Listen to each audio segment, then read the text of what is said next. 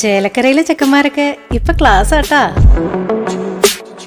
അതിനൂതന hi tech സാങ്കേതിക വിദ്യകളോടെ വൻ നഗരങ്ങളെ പോലും വെല്ലുന്ന സൗകര്യങ്ങളുമായി നമ്മുടെ ചേലക്കരയിൽ Naturals beauty parlour, doctors tower, near bus stand, Chelakkara.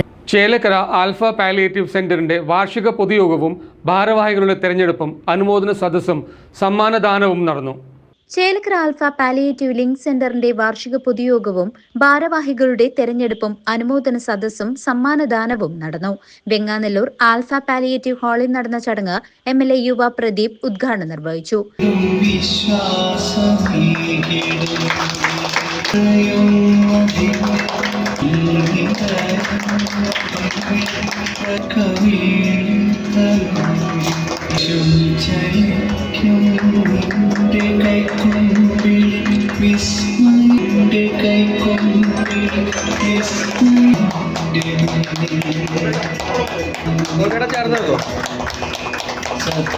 അതിൻ്റെ പ്രവർത്തനത്തിൽ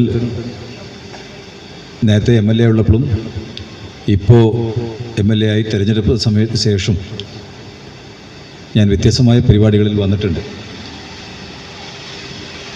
ഇവിടെ വന്ന് പരിപാടി പങ്കെടുക്കുക മാത്രമല്ല ഞാൻ അന്ന് ചെയ്തത്, ഇതിനകത്ത് നടത്തുന്ന പ്രവർത്തനങ്ങളെല്ലാം കാണുകയും വിലയിരുത്തുകയും എല്ലാം ചെയ്തിട്ടുണ്ട്.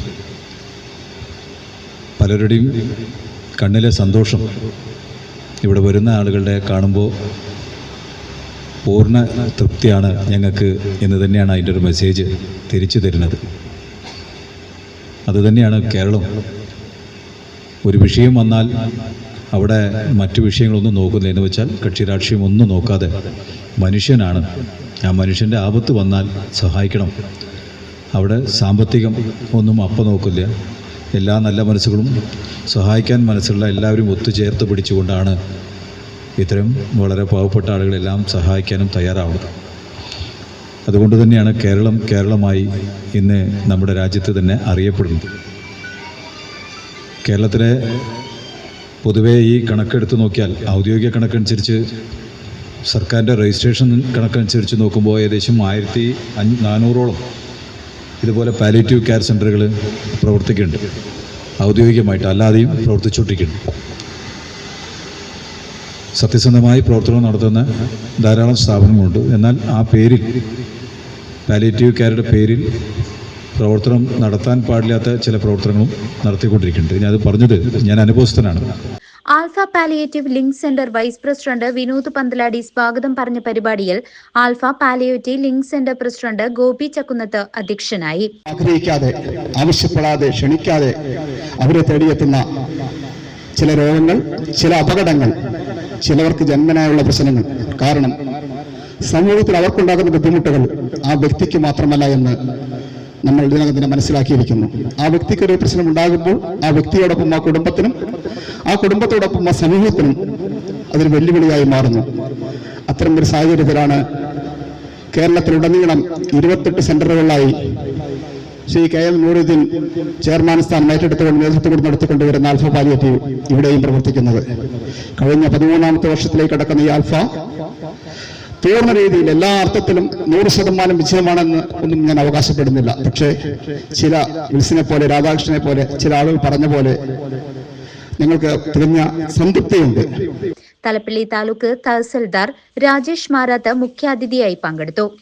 ആദ്യത്തെ അല്ലെങ്കിൽ പ്രമുഖ അല്ലെങ്കിൽ നല്ല ഇമ്പോർട്ടൻറ്റ് വ്യക്തി എന്നൊക്കെ അതിൽ ആശയങ്ങളുണ്ട്. തുടക്കം സ്വാന്തനം, അതാണ് ആ വേർഡിൻ്റെ പ്രത്യേകത. സ്വാന്തനം, സ്പർശം എന്നൊക്കെ പറയും, സ്വാന്തന സ്പർശം. അതിൽ തന്നെ പോസിറ്റീവ് എനർജിയാണ്. ഇപ്പം നേരത്തെ നമ്മുടെ ഏട്ടൻ പറഞ്ഞു positive energy, positive energy, positive energy, ഊർജം, എനർജി, ഊർജം, നല്ല ഊർജം. 2 ഊർജമുണ്ട് നമ്മുടെ ഭൂമിയുടെ മുകളിൽ. 2 ഊർജം നമ്മൾ പഠിച്ചത് കേട്ടോ. പോസിറ്റീവ്, നെഗറ്റീവ് എന്ന് പറയുന്ന രീതിയിലുള്ള കൺസെപ്റ്റ്. പോസിറ്റീവ് എനർജി, നെഗറ്റീവ്, അത് എല്ലാ തലത്തിലും ഉണ്ട്.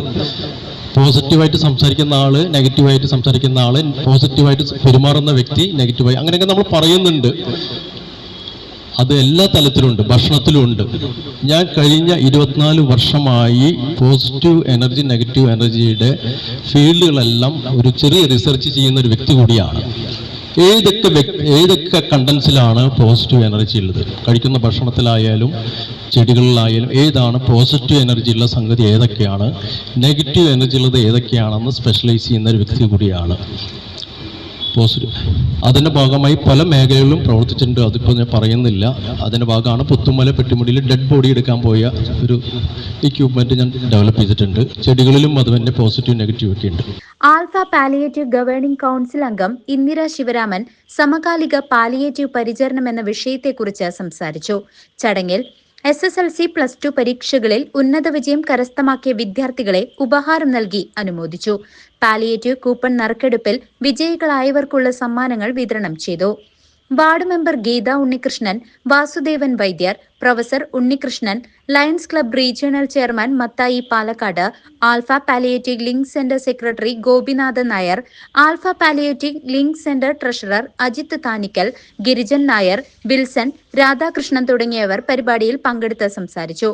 പുതിയ ഭാരവാഹികൾ president Gopi Chakkunnath, vice president Vinod Panthaladi, secretary Gopinathan Nair, joint secretary Girijan Nair, central council member Ajith Thanikkal, treasurer Siji, രക്ഷാധികാരികൾ പ്രൊഫസർ ഉണ്ണികൃഷ്ണൻ, വാസുദേവൻ വൈദ്യർ, PRO അനീഷ് കുമാർ തുടങ്ങിയവരെ തെരഞ്ഞെടുത്തു. നിങ്ങളെ ഓരോരുത്തരെയും മനസ്സിൽ നിന്നും ഒഴുകി വന്ന നിങ്ങൾ സ്പോണ്ടേനിയസ് ആയിട്ട് നിങ്ങൾ കൃത്രിമത്വം ഒട്ടുമില്ലാതെ നിങ്ങൾ പറഞ്ഞ വാക്കുകൾ നമുക്കത് വളരെ വ്യക്തമാണ്. ഇവിടെ നമ്മുടെ ഇവിടുത്തെ സ്റ്റാഫിൻ്റെ കാര്യം അവർ പറഞ്ഞു. അവർ എങ്ങനെയാണ് ഇവിടെ രോഗികളെ കാണുന്നത്. നമ്മൾ എപ്പോഴാണ് മനുഷ്യനാവുന്ന വാസ്തവം പറഞ്ഞാൽ നമ്മൾ വക്കീലിൻ്റെ അടുത്ത് പോയ കക്ഷിയാണ്, പോലീസ് സ്റ്റേഷനിൽ പോയ പ്രതിയാണ്, ബസ്സിലോ സിനിമാ തിയേറ്ററിൽ പോയ ടിക്കറ്റാണ്, ആശുപത്രിയിൽ പോയ പേഷ്യൻ്റാണ്. പ്രശ്നങ്ങളുമായിട്ട് വീട്ടിൽ തന്നെ ചികിത്സിക്കുന്ന ഇത്തരം വ്യക്തികളെ അവരുടെ മാറോടണച്ച് സ്നേഹം കൊണ്ട്, നേരത്തെ സൂചിപ്പിച്ച പോലെ ഡോക്ടർ രോഗി ബന്ധമല്ല, സ്വന്തം അച്ഛനായിട്ടോ അമ്മൂമ്മയായിട്ടും അതുപോലെ തന്നെ ബ്രദറായിട്ടും അനിയനുമായിട്ട് ഇവിടുത്തെ സ്റ്റാഫുകൾ ചെയ്യുന്ന ആ നിരന്തരമായിട്ടുള്ള ഇടപെടലുകളും സമ്പർക്കവുമാണ് ഈ പാലിയേറ്റീവ് കെയറിൻ്റെ പ്രവർത്തന വിജയം എന്നാണ് എനിക്ക് ഏറ്റവും ആദ്യമായിട്ട് പറയാനുള്ളത്. News desk CCV.